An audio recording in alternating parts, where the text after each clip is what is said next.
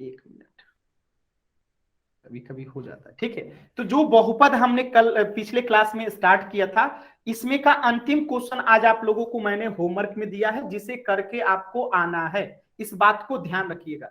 तो अंतिम क्वेश्चन आपको मैंने इसलिए कहा है स्क्रीनशॉट लेने के लिए, जब तक ये आप खुद से नहीं करेंगे आपको समझ में नहीं आएगा। तो कल मैं इसको आपको यहीं पे कराऊंगा। तो आज हम लोग एक नया चैप्टर शुरू करते, नहीं तो ये कंप्लीट नहीं हो पाएगा। ठीक है, तो आज एक नया चैप्टर शुरू हो रहा है 9M04, जो कि क्या है आपका दो चरों वाले रैखिक समीकरण है। तो चैट सेक्शन में एक बार सभी बच्चे देखेंगे। ठीक है, चैट सेक्शन में एक बार सभी बच्चे देखेंगे, मैं एक लिंक दे रहा हूं, ध्यान से देखिएगा। चैट सेक्शन में मैं आप लोगों को एक लिंक दे रहा हूं, और इस लिंक को सभी बच्चे जो है नोट करके रख लेंगे। कहीं पे किसी को सेंड करके आप लोग इस चैट सेक्शन में इस लिंक को रख लेंगे सभी बच्चे। देखिए एक लिंक गया होगा, ये आपका होमवर्क है, ध्यान रखिएगा।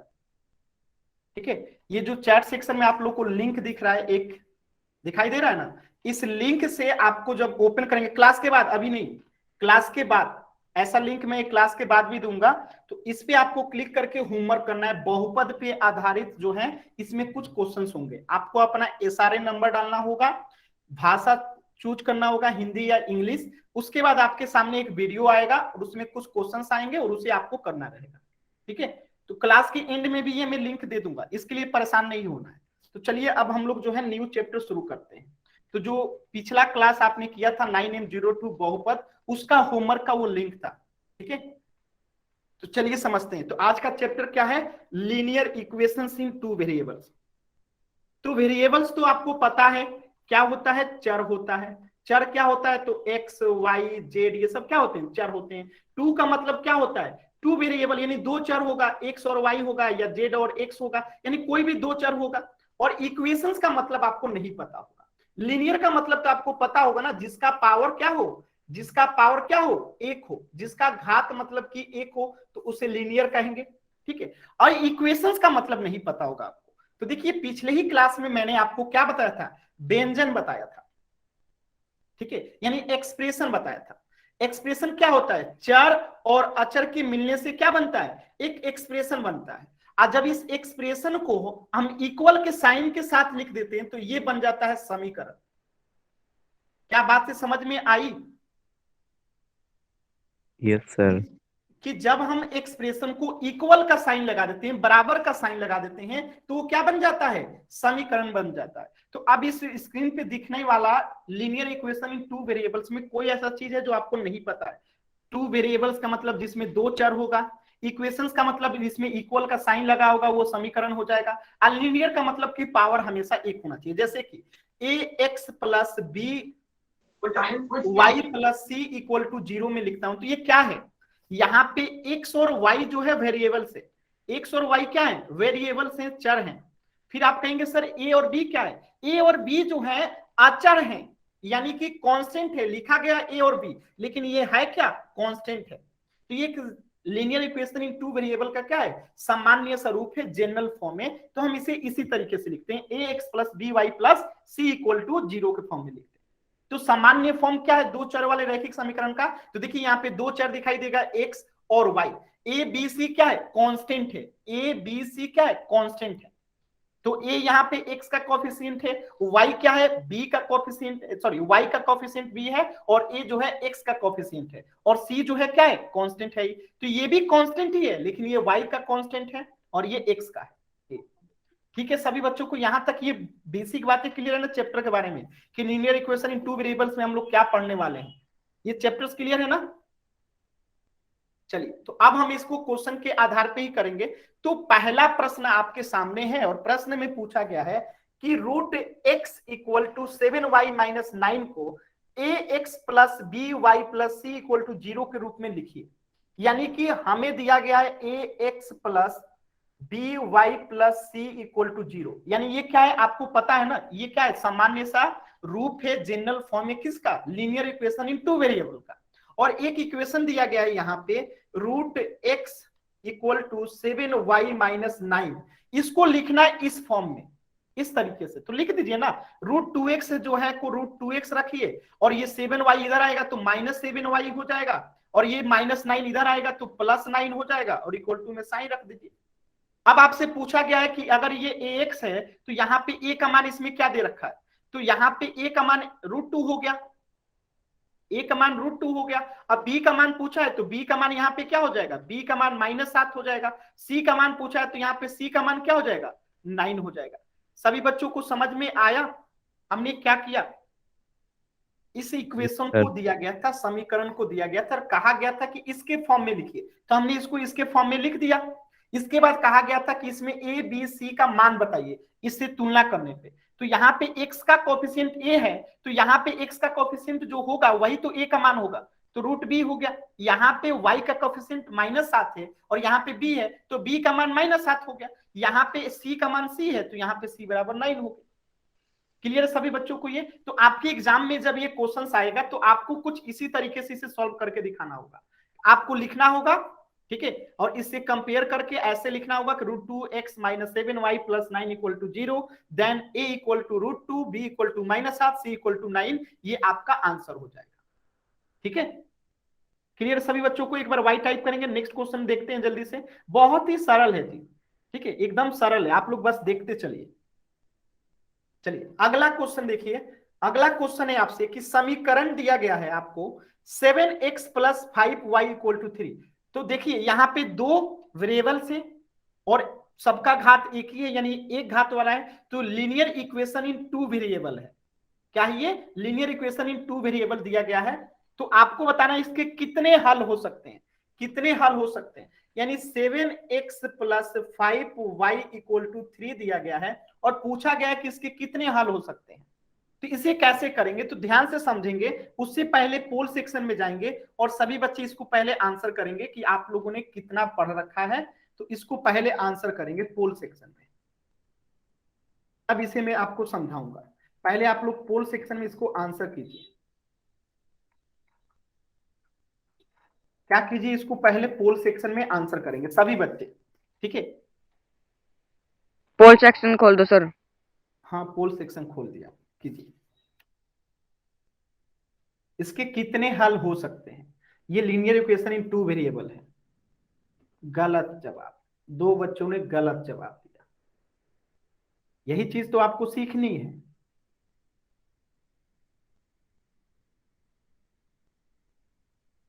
दो बच्चों ने एकदम सही जवाब दिया, बहुत अच्छा, बराबर हो गए, दो गलत दो सही। होमवर्क आप लोगों को एक तो मैंने अभी दे दिया था, सेंड कर दिया था, क्लास के एंड में फिर एक होमवर्क मिलेगा, वही होमवर्क रहेगा।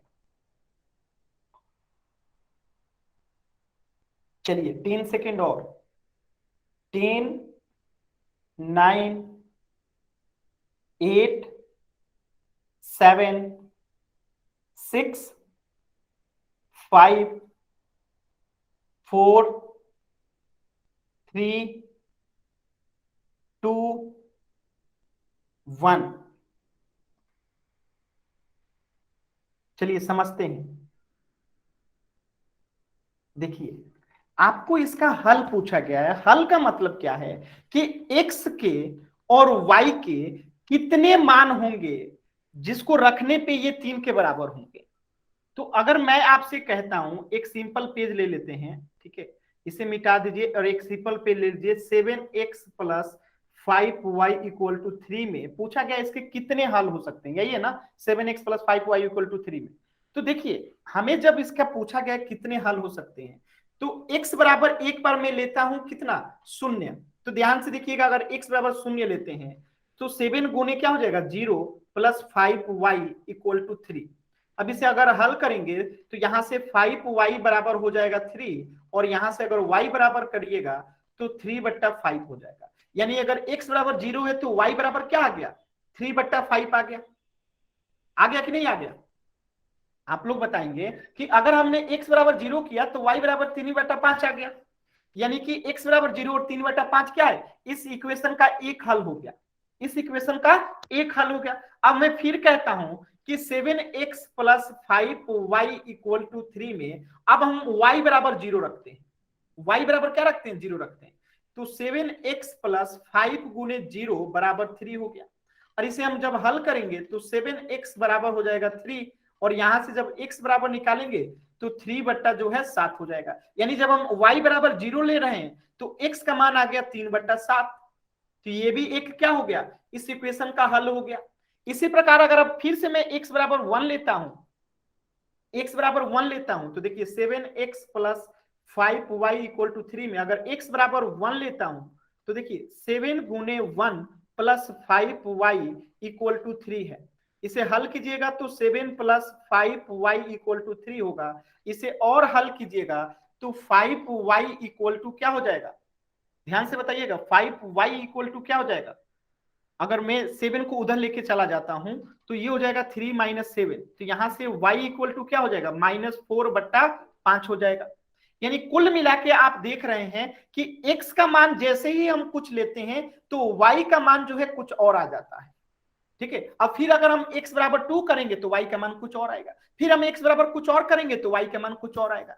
यानी इससे क्या साबित होता है कि जब कभी भी अगर linear equation in two variable होगा, यानी कोई ऐसा इक्वेशन होगा जिसमें दो वेरिएबल होगा और वो एक समीकरण होगा, तो इसके अनगिनत यानी अपरिमित रूप से अनेक हल होंगे।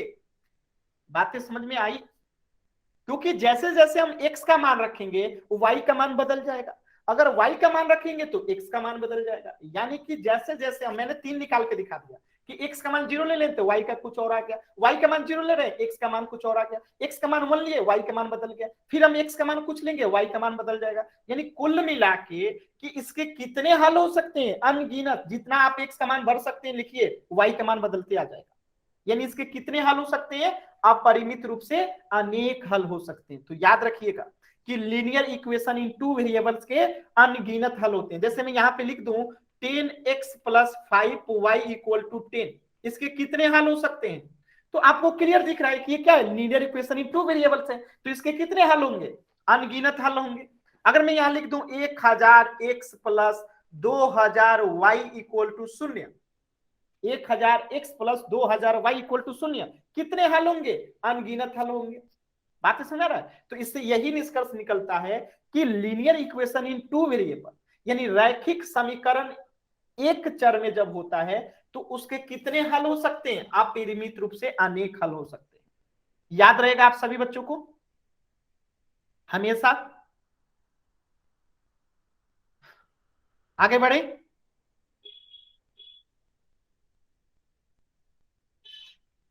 ठीक है, चलिए आगे देखते हैं। ये तो समझ गए आप लोग। क्वेश्चन नंबर 3 कह रहा है, क्वेश्चन नंबर 3 कह रहा है कि एक इक्वेशन दिया गया है, तो अभी नहीं, इसको पहले मैं आप लोगों से पूछ लूं, ठीक है।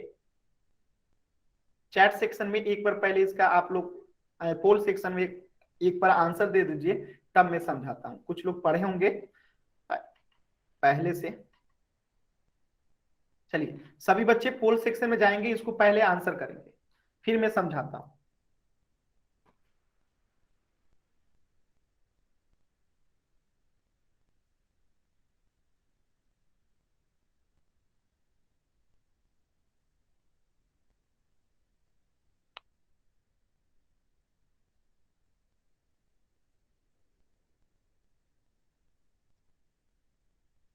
इसमें पूछा गया है हल नहीं है, यानी कि ये बराबर नहीं होना चाहिए।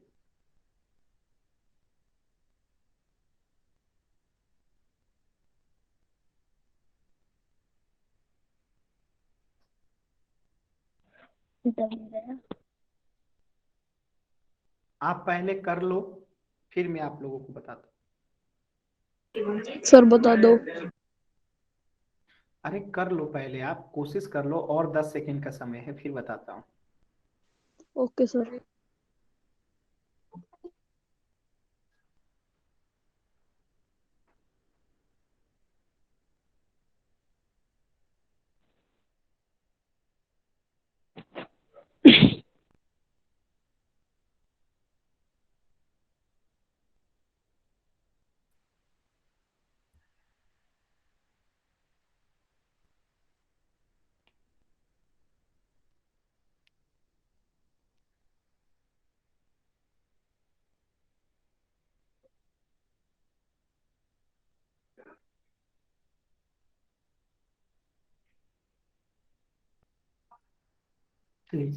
टेन 9 8 7 6 5 4 3 2 1। चलिए इस क्वेश्चन को समझते हैं। देखिए क्वेश्चन आपके सामने दिया गया है कि निम्नलिखित में से कौन सा समीकरण जो है इसका एक हल है, नहीं है। देखिए नहीं पूछा गया है। 2x plus Y equal to 10 का इनमें से कौन सा एक हल नहीं है। तो पहले हम विकल्प ए को चेक करते हैं। x का मान 1 और y का मान 8 रखिए। x का मान 1 और y का मान जो है 8 रखिए। देखिए अगर ये बराबर हो गया तो इसका हल होगा, अगर ये बराबर हो गया तो इसका हल होगा। तो देखिए इधर भी 2 1 2 हो जाएगा प्लस 8 यानी 10 बराबर हो गया 10 का, यानी कि ये क्या है, इसका एक हल है। अब प्रश्न में पूछा गया नहीं, मतलब कि ये हमारा उत्तर नहीं होगा। दूसरी में कह रहा है कि x का मान 4 रखिए।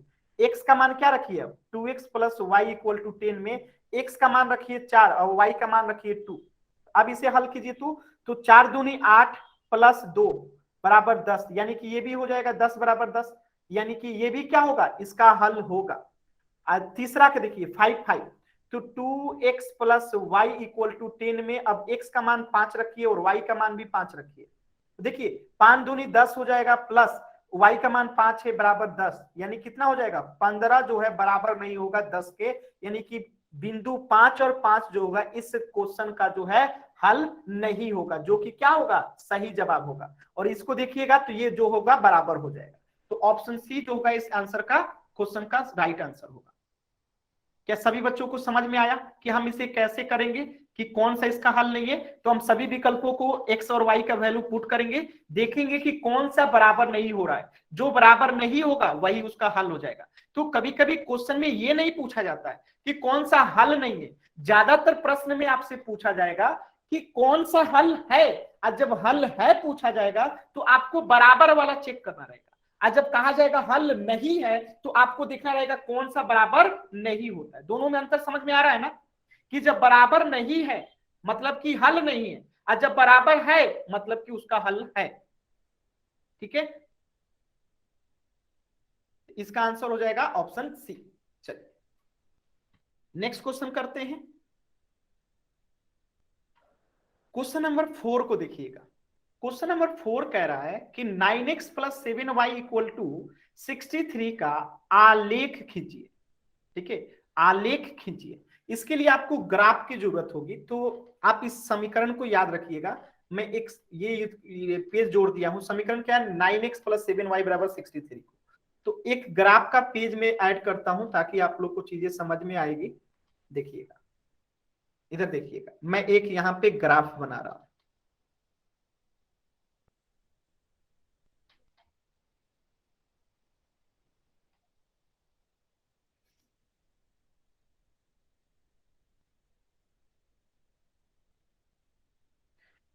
ये जो वर्टिकल होता है इसे हम क्या कहते हैं, वाई एक्सिस कहते हैं। और जो ये हॉरिजेंटल होता है इसे हम क्या कहते हैं, एक्स एक्सिस कहते हैं। इधर क्या होता है, 1 2 3 4 5 6 7 8 9 10 11 12। इधर क्या होगा, 1 2 3 4 5 6 7 8 9। अब मैं आपसे कहता हूं, यहां पे मैं लिख रहा हूं कि x बराबर मुझे 2 दिखाना है। x बराबर 2 दिखाना है, तो x बराबर 2 कहां से होगा, y से 2 कदम डिस्टेंस जाएंगे तो वो x बराबर 2 हो जाएगा। तो ये जो होगा x बराबर 2 होगा। इसको अगर हम लाइन खींच देंगे तो ये x बराबर 2 को दिखाएगा। ये x बराबर 2 को दिखा रहा है, दिखा रहा है ना। अब मैं कह रहा हूं x बराबर 3, x बराबर 3, तो x बराबर 3 कौन सा दिखाएगा, ये बिंदु। अगर हम इसको लाइन को खींच देंगे तो ये x बराबर 3 को दिखाएगा। ये क्या बिंदु दिखा रहा है, x बराबर 3 को दिखा रहा है। क्या सभी बच्चों को समझ में आ रहा है, यानी y से जो डिस्टेंस होगी वो x होगा। तो y से कितना दूर, y से 2 दूर तो x बराबर 2 हो गया। y से 3 कदम दूर जाएंगे तो x का 3 कदम हो गया। अब सेम इसी प्रकार मैं कह रहा हूं y बराबर 2, अब मैं कह रहा हूं y बराबर 2, तो x से 2 कदम जाएंगे, तो ये जो होगा, अब मैं बना रहा हूं आपको ब्लैक कलर से, तो y बराबर 2, तो यहां पे y बराबर 2 होगा, तो इसे अगर मैं खींच दूं तो ये y बराबर 2 हो गया। फिर मैं कह रहा हूं y बराबर 3, तो 1 से 3 कदम यहां जाएंगे और इसे मैं खींच दूं तो ये क्या हो गया, y बराबर 3 को दिखा रहा है। बात समझ में आया? तो x बराबर 1 2 3 कैसे दिखाते हैं समझ में आ गया, y बराबर 2 3 कैसे दिखाते हैं समझ में आ गया, सभी बच्चों को ये समझ में आ गया ना? Yes sir. ठीक है, अब मैं यस कह रहा सर। हूं x बराबर 0, x बराबर 0, तो सभी बच्चे बताएंगे x बराबर 0 कहां जाएगा। x बराबर अगर मैं 0 कह रहा हूं, x बराबर 0, तो 0 यहां होगा कहीं, यहां पे 2 था तो जो खींच दिया, x बराबर 0 कह रहा हूं तो 0 यहां होगा, तो अब मैं जो रेड लाइन खींचूंगा ये क्या है, x बराबर 0 को दिखा रहा है, ये भी लाइन क्या है, x बराबर 0 को दिखा रहा है, ये x बराबर 0 को दिखा रहा है, x बराबर कितना हो जाएगा, 0 दिखा रहा है कि नहीं, ये x बराबर 0 को दिखा रहा है कि नहीं, ये भी लाइन क्या होगा, x बराबर 0 को दिखाएगा। ठीक है,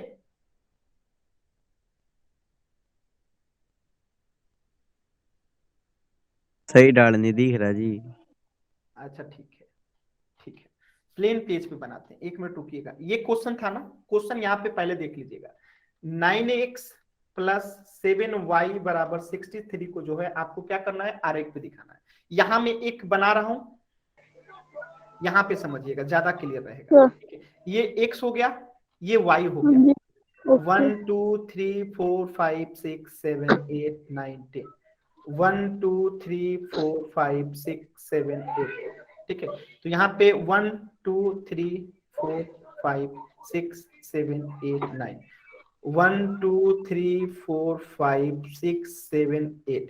ठीक है, अब मैं कह रहा हूं कि x बराबर हमें 4 चाहिए, x बराबर क्या चाहिए, 4 चाहिए, x बराबर 4 यहां पे कहीं होगा, तो अगर मैं कहूं कि ये x बराबर क्या है, 4 है, x बराबर क्या है, 4 है। ठीक है, अगर x बराबर 4 है मतलब y यहाँ पे क्या है, शून्य है, अगर x बराबर 4 कह रहा हूं तो y मतलब कि शून्य है ना, x बराबर अगर मैं 4 कह रहा हूं तो y और x में दिखाएंगे तो y यहाँ पे शून्य हो जाएगा ना, y यहाँ पे क्या हो जाएगा, शून्य हो जाएगा, तो ये जो इसी पे चला देंगे तो ये क्या हो जाएगा, x बराबर 0 हो जाएगा। नहीं समझ में आ रहा है, ठीक है, ठीक है, मैं फिर से थोड़ा सा प्रयास करता हूं, 1 मिनट रुकिए, फिर से मैं आपको समझा रहा हूं।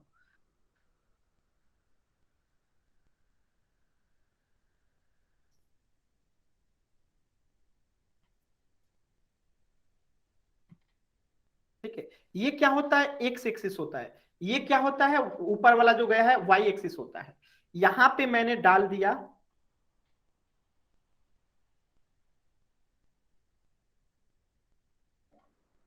ये 1 ये 2 ये 3 ये 4, ये 1 ये 2 ये 3 ये 4 ये 5। ठीक है, अब मैं आपसे कह रहा हूं कि आपको x बराबर जो है 2 दिखाना है, x बराबर 2 दिखाना है, कहां दिखाइएगा आप लोग सभी लोग बताइएगा, x बराबर अगर 2 दिखाना है तो यही ना है x बराबर 2, तो यहां पे y बराबर मतलब 0 है, y बराबर मतलब क्या है, 0 है, तो y बराबर 0 तो यही आएगा ना, तो हम सर। इसी लाइन को क्या कर देंगे, इसी लाइन को अगर हम खींच देते हैं तो ये क्या दिखा रहा है, अच्छा सॉरी इधर से खींचेंगे ना, इधर से खींचेंगे। ठीक है, तो ये क्या दिखा दिया आपको, x बराबर 2 को दिखा दिया, ये क्या दिखा रहा है हमें, x बराबर 2 को दिखा रहा है। अब मैं कह रहा हूं x बराबर 3, तो x बराबर 3 ये लाइन होगा। ठीक है, क्यों, क्योंकि यहाँ पे y देखेंगे आप लोग को शून्य है, y क्या है, शून्य है, y क्या है, शून्य है, देखिए ये वाला जो लाइन है, ये वाला लाइन जो खींच रहे हैं ये क्या है, शून्य है, तो यहाँ पे कट रहा है तो y क्या है, शून्य है, यहाँ पे भी y क्या है, शून्य है, यानी एक ही वैल्यू है तो y यहाँ पे शून्य है। अब ठीक इसके उल्टा मैं आपसे कह रहा हूं कि y बराबर यहाँ पे 3 है, तो y बराबर 3 है तो यहां आ गया, और यहाँ पे इसका मतलब एक सब शून्य हो जाएगा, तो इधर से खींच देंगे तो ये क्या हो जाएगा, ये किसे दिखा रहा है, y बराबर 3 को दिखा रहा है, और यहाँ पे x जो होगा शून्य हो जाएगा। समझ में आ रहा है ये बातें, क्या ये यस आपकी सर। बात, अगर मैं अब कह रहा हूँ y बराबर यस सर। 4 यानी x बराबर 0, तो यहां से अगर हम खींच ओके देंगे तो ये क्या हो जाएगा, सर। y बराबर 4 हो जाएगा और x बराबर 0 हो जाएगा। समझ क्या में आ रहा है, सभी बच्चों को ये समझ में आ रहा है। Yes sir. तो इसका मतलब क्या है कि आप लोग इतना समझ गए। तो इस अगर इक्वेशन को खींचना है 9x प्लस 7y बराबर 63 को आपको खींचना है, तो हम इसकी दो वैल्यू को निकाल लेते हैं। तो एक बार हम x बराबर 0 करते हैं, x बराबर हम क्या कर रहे हैं, 0 कर रहे हैं। तो 9 में 0 से गुणा करेंगे तो 0 हो जाएगा, यानी कि 7y इक्वल टू 63। तो यहां से y इक्वल टू कितना निकल के आ जाएगा, 9 निकल के आ जाएगा। यानी कि बिंदु एक हमें मिल गया 0 और 9। ठीक है, अब हम क्या कर रहे हैं कि y बराबर जो है हम लोग शून्य ले लेते हैं।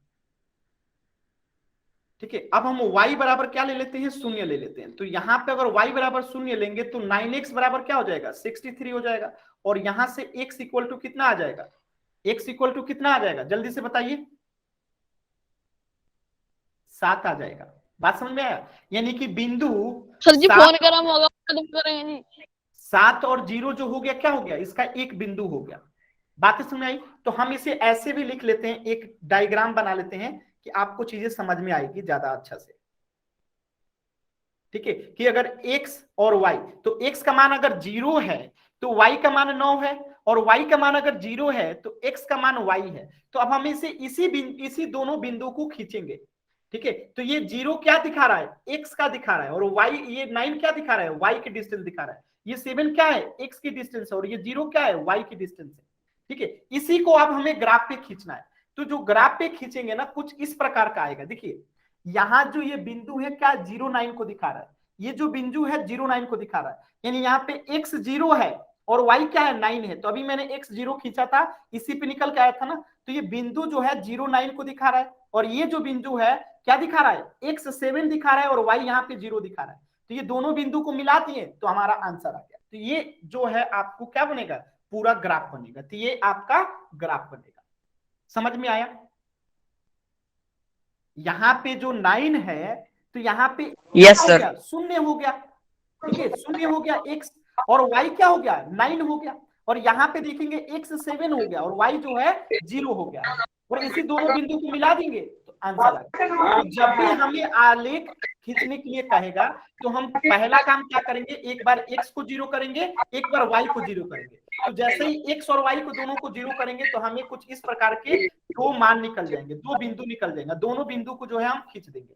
जब भी कोई भी इक्वेशन देगा, जैसे यहाँ पे 9x प्लस 7y बराबर 63 था, अगर आपको कर देता है 2x प्लस 10,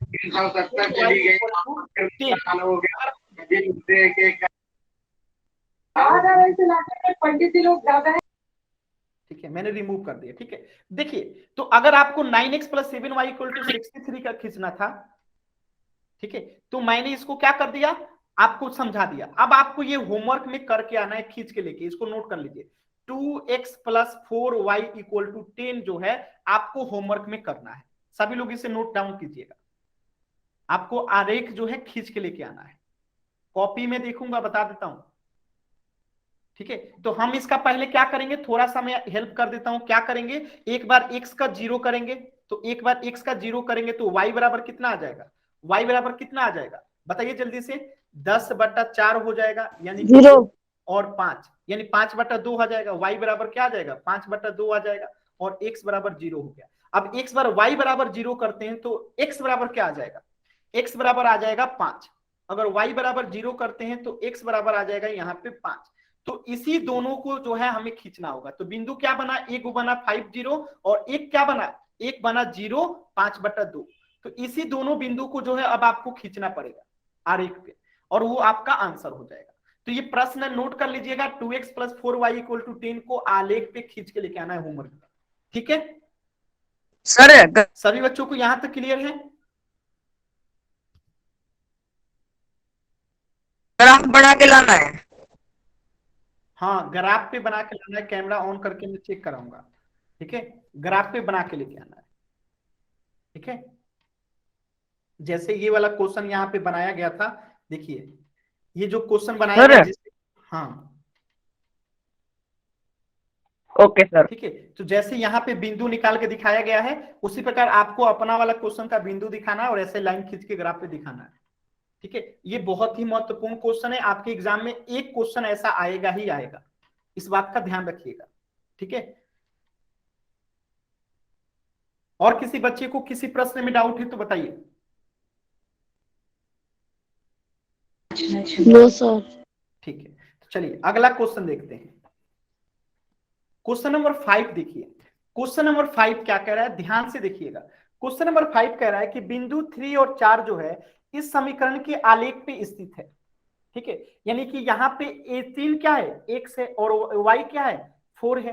तो यहाँ पे दे रखा है आपको 3y बराबर ax प्लस 7, और ये इसी पे क्या है, आलेख पे स्थित है। तो a का मान निकालना है, तो कुछ नहीं करना, x का मान जो है यहाँ पे कितना रख दीजिए 3, और y का मान कितना है 4। तो यहाँ पे आपको मान रखेंगे जैसे ही, तो 3 गुने 4 हो जाएगा, और ये कितना हो जाएगा 3 गुने a हो जाएगा प्लस 7। इसे सॉल्व कीजिए, तो इधर 12 हो गया, इधर कितना हो गया 3a प्लस 7 हो गया। अब ये 7 इधर आएगा, तो 12 माइनस 7 हो गया, और इधर 3a हो गया। इसे अगर और सॉल्व कीजिएगा आगे, तो क्या हो जाएगा 5 इक्वल टू 3a हो गया, और यहां से a इक्वल टू क्या हो गया 5/3 हो गया। तो आपको समझ में आया a का मान कैसे निकल गया। ठीक है, जो मान दिया गया था हमने उसे फिल कर दिया।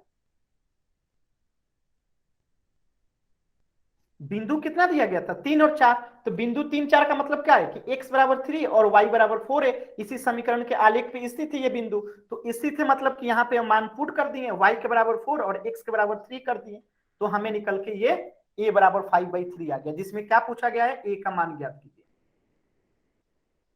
क्लियर है सभी बच्चों को? आउट। क्या सभी बच्चों को क्लियर है? अगर क्लियर है तो एक बार y टाइप कीजिए, नहीं तो नेक्स्ट क्वेश्चन देखते हैं। ठीक है, चलिए नेक्स्ट क्वेश्चन देखिएगा। क्वेश्चन नंबर 6 क्या कह रहा है, क्वेश्चन नंबर 6 कह रहा है कि समीकरण 2x प्लस 8 इक्वल टू 0 का ज्यामिति निरूपण कीजिए। ज्यामिति जो है निरूपण कीजिए। तो एक बार कह रहा है एक चर वाला, और एक बार कह रहा है 2 चर वाला। तो एक चर वाले का मतलब क्या है, मतलब है कि यहाँ पे y जो होगा क्या हो जाएगा 0 हो जाएगा। तो पहले x कितना आएगा, देखिए 2x बराबर हो जाएगा -8, और x बराबर हो जाएगा कितना -4। बताइए इस इक्वेशन को अगर लिखेंगे तो यहाँ पे x बराबर -4 हो गया, और y मतलब क्या हो गया 0 हो गया। तो अगर y को हम नहीं लिखेंगे तो केवल x को लिख देंगे, तो एक संख्या रेखा ले लेते हैं। ठीक है, केवल क्योंकि x दिखाना है केवल, तो यहाँ पे 0, यहाँ पे 1, यहाँ पे 2, यहाँ पे 3, यहाँ पे 4, यहाँ पे -1, यहाँ पे -2, यहाँ पे -3, और यहाँ पे -4। तो आपको x बराबर -4 दिखाना है। तो ये जो बिंदु होगा ये x बराबर -4 को दिखा रहा है कि नहीं दिखा रहा है, ये x बराबर -4 को दिखा रहा है कि नहीं दिखा रहा है, x बराबर -4 को दिखा रहा है। तो ये हमारे पहले क्वेश्चन का एक चर वाले का हो गया। और जैसे ही 2 चर वाला कहेगा, तो अब 2 चर वाले का मतलब क्या है, अब हमें y0 भी दिखाना होगा। तो हम यहां से क्या कर देंगे y एक्सिस खींच देंगे, और हमें 2 चर वाला कह रहा है तो y0 दिखाना है। तो y0 क्या होगा, ये ग्रीन वाला लाइन जो y0 दिखाता है, तो यहाँ पे खींच देंगे, तो ये y0 हो गया यहाँ पे। तो ये हमारे दूसरे का आंसर हो गया कि यहाँ पे x बराबर 4 ही है, -4 है, और y0 हो गया। यानी ये बिंदु कितने को दिखा रहा है, ये बिंदु दिखा रहा है -4 बिंदु, ये हो गया 2 चर वाला। और इसके पहले जो मैंने खींचा था वो एक चर वाला। तो अब आप उत्तर देख सकते हैं, ये उत्तर है आपका, ये एक चर वाला हो गया। और 2 चर वाला कहेगा तो हम y को क्या कर देंगे 0 के बराबर दिखा देंगे। y को क्या दिखा दिए हम 0 के बराबर दिखा दिए। बातें समझ में आ रही है? सभी बच्चे बताएंगे एक बार, y 0 को दिखा देंगे, y को क्या कर देंगे 0 के बराबर दिखा देंगे। ठीक है, तो एक चीज और, इस चैप्टर का थोड़ा सा समरी आप लोग देख लेंगे कि ax plus B Y plus C जो होता है इक्वल टू 0 के रूप में समीकरण है, जहां पे a b c क्या है वास्तविक संख्या है। वास्तविक संख्या का मतलब क्या होता है कि कांस्टेंट है, कोई भी संख्या है कांस्टेंट है, और a और b दोनों शून्य नहीं है। यानी a और b जो है वास्तविक संख्या तो है लेकिन शून्य नहीं है। ठीक है, क्योंकि शून्य होगा तो ये x को भी शून्य कर देगा, अगर b शून्य हो गया तो ये y को भी शून्य कर देगा, इसलिए a और b जो है शून्य नहीं है। तो 2 चर वाला रैखिक समीकरण इसे कहा जाएगा। यानी कि ये 2 चर वाला रैखिक समीकरण का क्या है, ax plus B Y plus C जो है इक्वल टू 0 जो है सामान्य सा जनरल फॉर्म है। ठीक है, ये आपने एक पॉइंट सीखा। दूसरा पॉइंट आपने सीखा था कि 2 चर वाले रैखिक समीकरण के अपरिमित रूप से अनेक हल होते हैं। जैसे मैंने कहा था 2x plus y equal to 5 है, तो इसके कितने हल होंगे? अनेक हल होंगे। जैसे जैसे x का मान बदलेंगे y का मान बदलते जाएगा, जैसे जैसे y का मान बदलेंगे x का मान बदलते जाएगा। तो यही कहा जा रहा है कि दो चरों वाले रैखिक समीकरण के अपरिमित रूप से अनेक हल होते हैं, ये भी आप जान चुके हैं।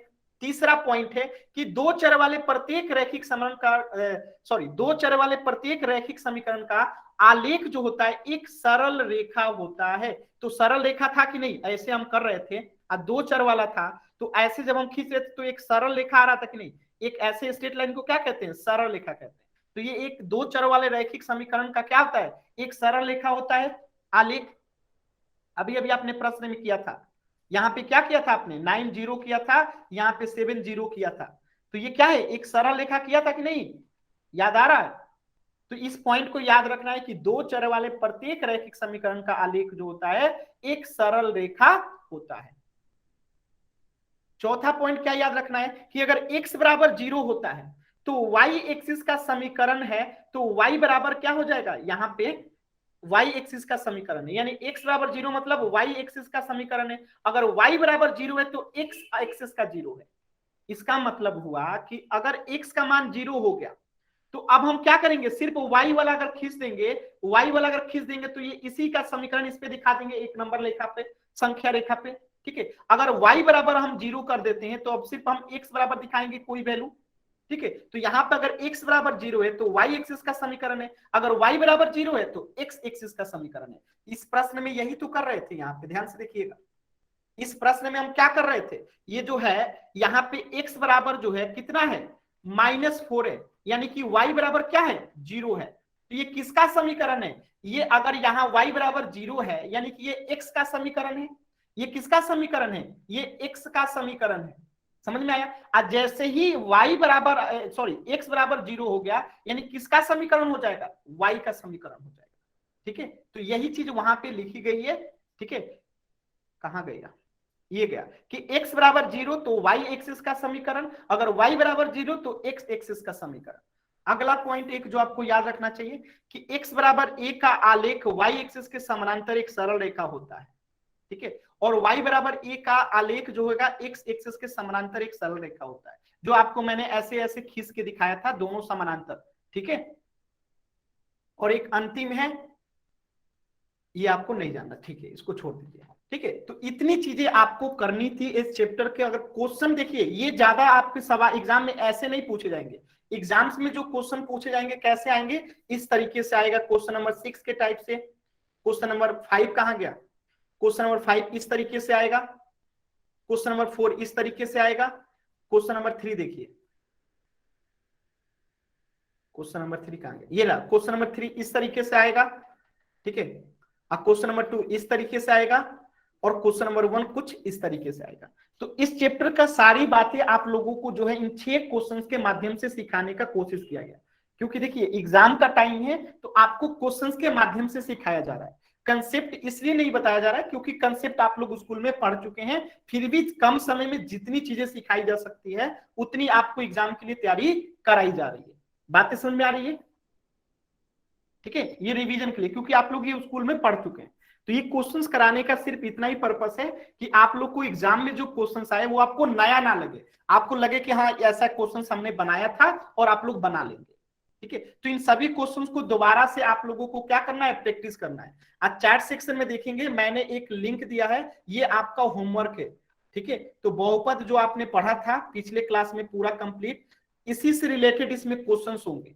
तो आपको अपना SRN नंबर डालना है, इससे आपको भाषा पूछा जाएगा, उसके बाद भाषा सिलेक्ट करके इसमें आपसे क्वेश्चंस होंगे और आपको उसका आंसर करना रहेगा। ठीक है, और सभी बच्चों को करना अनिवार्य है, क्योंकि आप लोग SRN नंबर डाल के जब तक क्वेश्चन उसमें टिक आउट नहीं करेंगे अपने आंसर को, तब तक आप लोग का ये अटेंडेंस नहीं लग पाएगा। तो सभी बच्चों को करना बहुत जरूरी है। ठीक है, तो इस लिंक को देख लेंगे और सभी बच्चे करेंगे। किसी भी बच्चे को आज के क्लास से डाउट है तो आप लोग अभी पूछ लीजिए।